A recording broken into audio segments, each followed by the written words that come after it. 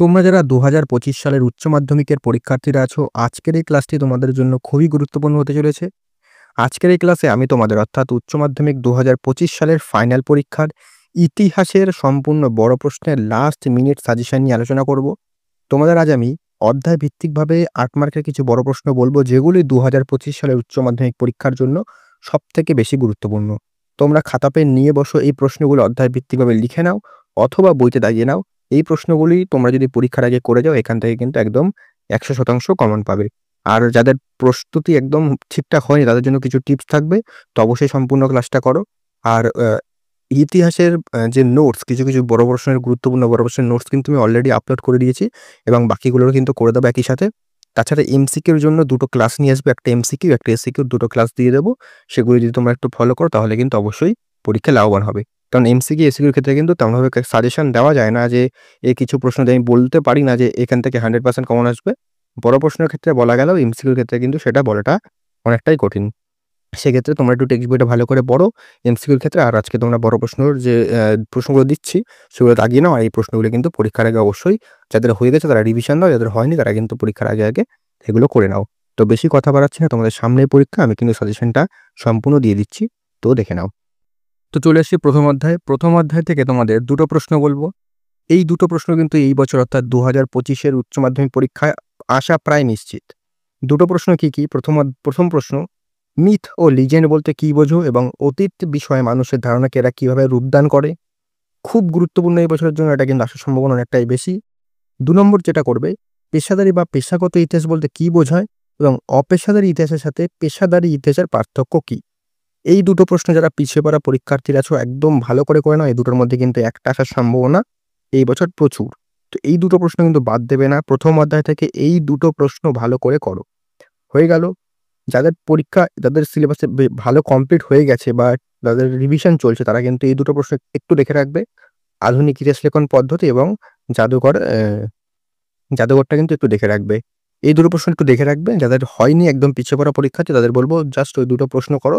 সেখান থেকে কিন্তু অবশ্যই আশা করছি কমন পাবে। যাদের হয়ে গেছে বা ওই ২ টো প্রশ্ন হয়ে যাওয়ার পর সময় থাকলে এই ২ টো প্রশ্ন, বিশেষ করে আধুনিক ইতিহাস লেখন পদ্ধতিটা একটু দেখে রাখবে। প্রথম অধ্যায় কমপ্লিট। দ্বিতীয় অধ্যায়, এখান থেকে কিন্তু বেশ কিছু ৩টে প্রশ্ন বলবো। সেই ৩টে প্রশ্ন কিন্তু খুব গুরুত্বপূর্ণ। ১ নম্বর, উপনিবেশবাদ ও সাম্রাজ্যবাদ বিষয়ে হফস্টান লেনিন তত্ত্ব আলোচনা করো।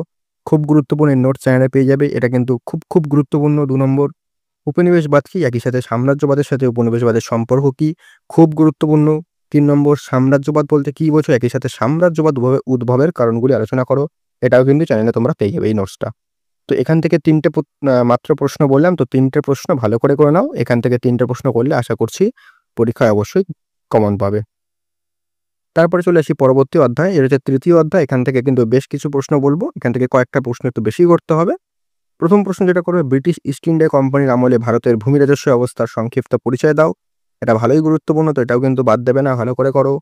চীনের ওপর ২ নম্বর, চীনের ওপর আরোপিত বিভিন্ন অসম চুক্তিগুলির সংক্ষিপ্ত আলোচনা করো। এটা কিন্তু খুব গুরুত্বপূর্ণ, ভালো করে করতে হবে। এটা কিন্তু আসার সম্ভাবনা অনেকটাই। ৩ নম্বর, পলাশির যুদ্ধ ও বক্সারের যুদ্ধের ফলাফলের তুলনামূলক আলোচনা করো। এটাও কিন্তু খুব গুরুত্বপূর্ণ, ভালো করে করবে। তারপরে করবে, ভারতে অবশিল্পায়নের কারণ ও ফলাফল আলোচনা করো, ভালো করে করো এটা। তারপরে করবে, ঔপনিবেশিক ভারতে রেলপথ প্রবর্তনের উদ্দেশ্য ও প্রভাব আলোচনা করো। খুব গুরুত্বপূর্ণ। ৬ নম্বর বলছি, নানকিং সন্ধি এবং টিয়েনজিনের সন্ধির মূল শর্তগুলি আলোচনা করো। এখান থেকে কিন্তু ৬টা প্রশ্ন বললাম। তার মধ্যে তোমাদের যে অবশিল্পায়ন, পলাশির যুদ্ধ, চীনের ওপর অসম চুক্তি এবং নানকিং সন্ধি, এগুলো কিন্তু বিশেষ করে বেশি গুরুত্বপূর্ণ। আমি বলছি না বাকিগুলো বাদ দেবে, তবে কিন্তু এগুলো কিন্তু একদম করতেই হবে। তারপর এখানে চিরস্থায়ী মন্ডবস্ত্রটা দেখে নিতে পারো, এখানে আসতে পারে। তারপরে চলে আসছে পরবর্তী অধ্যায়, চতুর্থ অধ্যায়। এখান থেকে বেশি কিছু বলছি না, ৪টে মাত্র প্রশ্ন বলছি গুরুত্বপূর্ণ, যেটা হলো চীনের চৌঠা মে আন্দোলনের কারণ এবং প্রভাব আলোচনা করো। খুব গুরুত্বপূর্ণ।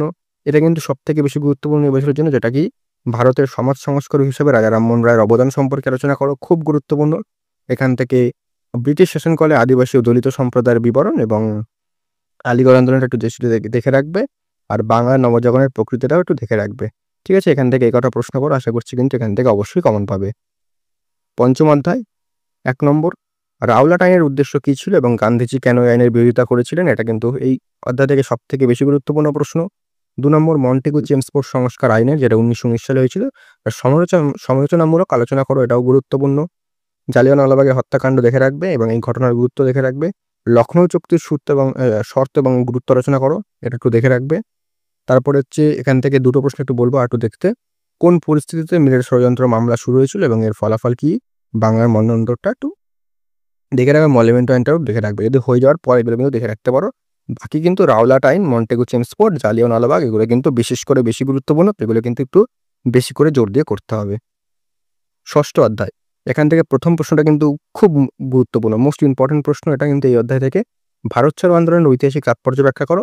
এই আন্দোলনের মহিলাদের অংশগ্রহণ সম্পর্কে আলোচনা করো। এটা দিতে পারে বা এভাবে দিতে পারে যে 1942 সালে যে ভারত ছাড়ো আন্দোলন তার সম্পর্কে একটা টিকা লেখো বা নিবন্ধ লেখো, তার সম্পর্কে তোমাদের লিখতে হবে।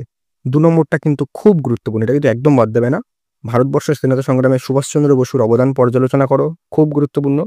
3 নম্বর করবে এখান থেকে হোচিমিনের নেতৃত্বে ভিয়েতনামের মুক্তিযুদ্ধের একটি সংক্ষিপ্ত বিবরণ দাও। এখান থেকে 3টে প্রশ্ন করো, আশা করছি কিন্তু এখান থেকে কমন পাবে। সপ্তম অধ্যায়, এখানে প্রথম প্রশ্ন করবে সুয়েজ সংকরের তাৎপর্য ব্যাখ্যা করো। এই সংকরে ভারতের ভূমিকা কী ছিল?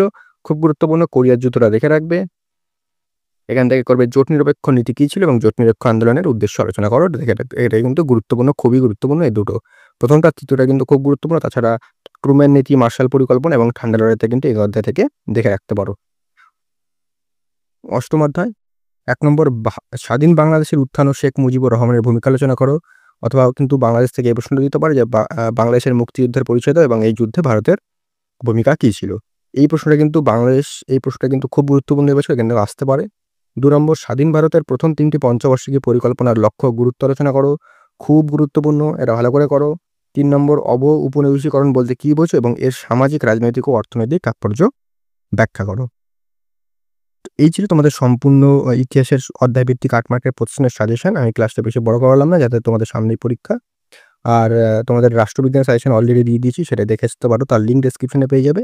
তাছাড়া বাংলার এডুকেশন, ভূগোল এদের সাজেশনও খুবই তাড়াতাড়ি আসবে, তো অবশ্যই কিন্তু চ্যানেলটাকে ফলো করো। আর এমসিকিউ এসিকিউর ক্ষেত্রে আলাদা আলাদা দুটো ক্লাস দিয়ে দেবো, অবশ্যই কিন্তু সেটা চ্যানেলে পেয়ে যাবে। আর অন্যান্য নোটসগুলো কিন্তু অবশ্যই আপলোড করবো। তাছাড়া অন্যান্য সমস্ত সাজেশনে কিন্তু অলরেডি আপলোড হয়েছে, সেটা দেখে নিতে পারো, তার লিঙ্ক ডেসক্রিপশনে পেয়ে যাবে। তো বেশি ক্লাসটা বড় করালাম না, তোমরা কিন্তু অবশ্যই বই বার করে অথবা খাতায় এই প্রশ্নগুলো লিখে এই প্রশ্নগুলো কিন্তু অবশ্যই রিভিশন দাও। যাদের হয়নি তারা কিন্তু অবশ্যই ভালো করে পড়ে নাও। ক্লিয়ার? তো দেখা হচ্ছে পরবর্তী ক্লাসে নতুন কোনো আপডেট ও সাজেশন।